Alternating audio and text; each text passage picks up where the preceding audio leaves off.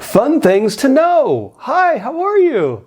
So this week I gathered a whole bunch of interesting information that I think is fun stuff to know, and I wanted to share it with you in the hopes that you will also find that it's really fun stuff to know. So the first fun thing to know is I read this book called Connections by James Burke from 1995, and it shows all the connections through history of how things are linked and cause and effect, because this was invented, caused this and that and the other thing. And on page 157, it talks about how the invention of the chimney may have influenced or helped cause courtly love. So apparently there was this thing in the 13th century called the Little Ice Age, which lasted about 200 years. It was really cold. And when people were like sleeping in castles, they would sleep in a big room, and the king and the queen would be behind some curtain, but it would basically be a big room and with a hearth and a hole in the ceiling for the smoke to go out from the fire. But the invention of the chimney towards the end of the Little Ice Age it created a spine for houses so it could create more than one room to be in a house. And if you could do that, then you could have more than one room, and people could have this thing called privacy. And it encouraged indoor activities such as reading and intimate activity. So with the privacy, because of the chimney, it inspired people to have courtly or romantic activities, and that caused supposedly romantic poetry to flourish and attitudes toward romance to change. And so everyone who loves romance, maybe we have to thank the chimney. Anyway, I think that's what the book was saying. Anyway, that's what I got from it. I hope you find that interesting. So another thing, this is totally random stuff. So in the movie Back to the Future, so there's the DeLorean, right? And when the DeLorean goes 88 miles per hour, then it goes back in time. Well, I noticed that on the back of the DeLorean, it's got two exhaust ports. And those exhaust ports each have 8 grill of 8 squares. 8 and 8. 88. Isn't that cool? Anyway, next time you watch Back to the Future, maybe you'll notice the 8 and the 8 when you watch the movie. Anyway, fun things to know. Are you enjoying yourself so far? You know, this always goes so much better when I'm writing. You know, this is a great script. I've got great things to say. And then I get in front of the camera and I get so flustered. Anyway, I'm doing my best. Okay. Oh, this is fun. So in Back to the Future, in Indiana Jones 3, The Last Crusade. So Harrison Ford is up there, or Indiana Jones is teaching the class. And he says that archaeology is the search for fact, not truth. If it's truth you're looking for, Dr. Tyree's philosophy class is right down the hall. And that was a line that Harrison Ford ad-libbed. It was a reference and a nod to his philosophy teacher in college named Professor Tyree. And so, anyway, when you watch that, you can see Tyree and know that that was an actual person. What else we got? Oh, okay. We're talking about movies. So, The Godfather. Oranges in The Godfather symbolize bad things are going to happen. This is one of my favorite movie Easter egg symbols things. So in The Godfather, every time someone is eating an orange, or an orange is on a table in front of them, or they're buying an orange from the market, or they're wearing the color orange, it's a sign that bad things are going to happen, either to that person or to someone further down the line. And so when you go back and watch The Godfather, Michael is eating an orange in Godfather 2, when Marlon Brando, he's buying some oranges in the market, and then something bad happens to him, and then when he's talking with the 5 families at the table, there's oranges in front of the bad guys who are going to get shot later. And so, it's just fun to watch the Godfather movies and see that orange and know, something bad's going to happen. And it's never referenced in the movies at all. This is just this little thing that if you catch it, it's fun to know about. And similarly, I think last week I told you I was a fan of James Dean when I was growing up. And I learned this, that when James Dean was an actor in New York and he was doing television shows, he did a television show where he played a character who would get upset. And every time before the character got upset, he would have the character chew on his shirt collar. And so, like, I'm going to mess up the microphone, but you start chewing on his shirt collar before he got upset. So if you see the character chewing on his shirt collar, you're like, uh-oh, something bad's going to happen. And I just love those little things, you know, because I don't think that was in the script. I think the actor brought that to that role. I just think that's those little interesting things that actors do, or that are in stories, or little Easter eggs that the director puts in. I love that stuff, man. That's why I love DVD director commentary, because you find out all that fun stuff. Okay, you know about in Star Wars A New Hope when the stormtrooper bumps his head. I don't have anything to say about that. If you just never have noticed there, you know, when the stormtroopers walk into that room where C-3PO and R2-D2 are hiding, the stormtrooper bumps his head. I just love that. So Star Wars, George Lucas's, one of his first movies was THX 1138. And so he hides the number 1138 through all of his movies. I remember in The Phantom Menace, it's written on the back of one of the droids towards the end of the movie, 1138. So it's just one of those little Easter eggs that's fun to see. Hollywood was originally called Hollywoodland, and it even said that up on the Hollywood sign on the hills there, said Hollywoodland, and they actually took that down in 1949. I don't know why they took it down. But then from then on, it was just known as Hollywood. One of my ever favorite things that I have to know about, because when I write novels, is fake phone numbers. You have to use 555 for a fictitious phone number. And I remember I was talking to my lawyer about this to find out. And so the rule for using a 555 phone number is that you have to use it 555-0100 through 0199. So 100 to 199, those are reserved for fake phone numbers. So whenever you watch a movie and they use the 555 phone number, it's always within that 100 to 199 spectrum. And that's something that I had to find out so I don't mess that up, because in my next novel I have, I give the characters phone numbers, and so I have to make sure I don't go outside that rule. Michael J. Fox's real name does not start with a J. His middle name does not start with a J. His middle name is actually Andrew. Fun thing to know. Oh! You can buy toilet paper in different colors. Did you know this?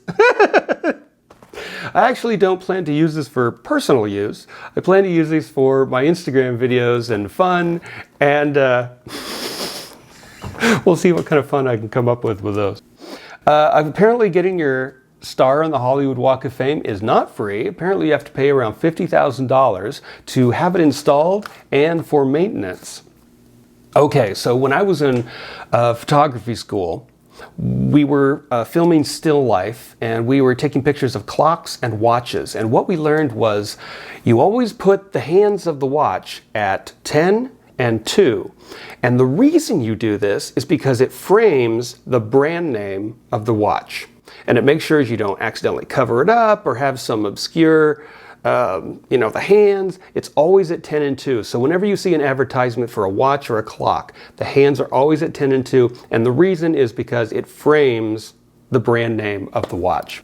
Just a fun thing to know. I've been on this earth a few decades. And it was really only until recently that I realized why Baskin & Robbins is called 31 flavors. It's because there's 31 days in a month, usually. And you can have one flavor every day, each day of the month. And so it's just shocking to me that I didn't know that until recently. You can live so long. And then you find out something that was right in front of your face the entire time, and you didn't know about it. It's like, what? You got to be kidding me. And I'll give you another example. So this week, was it this week or last week? I saw an Instagram video, and this video was from Ask Ashley Podcast. And she was saying things about playing cards that I never realized. So the reason that there are 52 cards in a deck is because there's 52 weeks in a year. 4 suits is 4 seasons of the year. 2 colors represent day and night. 12 court cards or face cards represent 12 months. 13 cards in each suit represent the 13 weeks per season, or 13 lunar cycles. And if you add up all the numbers of the cards, you get 364. Plus the Joker cards, which symbolize leap year, adds up to 365, representing the days of the year. I didn't know that. I didn't know that. How have I lived this long and I didn't know that? That's fascinating. I think, whoever invented the playing cards, I'm sure there's some really cool history that I'd love to research about that, but man, that's really cool. Now I really want to know more. Why were playing cards invented? What were they for? What are the stages of the development of the playing cards? Was it different numbers first? I have this silly thought that I did on Instagram where I talked about, I wonder how many different shapes saxophones were before they finally decided on the final shape of a saxophone. I wonder the history of the saxophone. I bet they tried all kinds of different things, like Edison tried, 300 ways to make a light bulb. What were all the different designs of the saxophone before they finally settled on the final perfect shape of a saxophone? And what were all the experiments and tests and different types of playing cards until they settled on all these? Or did they just come up with this overnight? Oh yeah, 52 cards, la la la la, and it all just happened. Because sometimes, inspiration just happens to you like that. It just comes out of nowhere, and it's just all right there. Or sometimes it's a struggle, and you learn a little bit at a time. I'm just curious what the history. Maybe I'll look into that. Anyway, there's another thing that may have been in front of your eyes this entire time. You never knew about it. Do you know about the spider in the dollar bill? So on a dollar bill, in the upper, if you're looking at the dollar bill, in the upper right-hand corner, there is what looks like a spider. I think it's a spider because there's all this webbing throughout the dollar bill. And I figured, well, that's the spider who did all the webbing throughout the dollar bill. And then he's tired, or she's tired, and sitting up, after all that webbing, he's just sitting there taking a rest. I've always thought it was a spider. I did some research on the internet. Some people think it's an owl, but apparently it's neither. It's just some kind of decorative flourish that they put in dollar bills to prevent counterfeiting. So I don't know what's true. I still like to think that there's a spider in the dollar bill. What do you think? Okay. All right. This is one of the fun things. So I came up with this theory about Taylor Swift's albums, and I've never heard it talked about anywhere else, and I've done a Google search and I can't find anyone else talking about it. And I've talked about it on my Instagram a long time ago, maybe 2 years ago. Anyway, I think Taylor Swift, this is my theory, that she had a thing about the certain amount of syllables in each album title.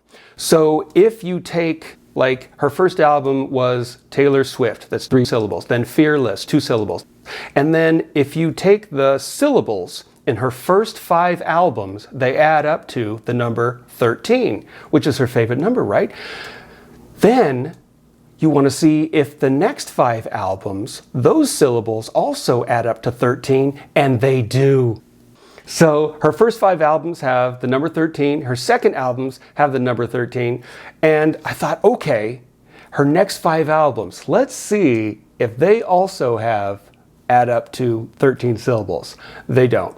So she's got 10 albums, and then she's done her 11th, and now she's coming up with her 12th album, because her 11th album is titled The Tortured Poets Society. Oh no, The Tortured Poets Department. I should know this.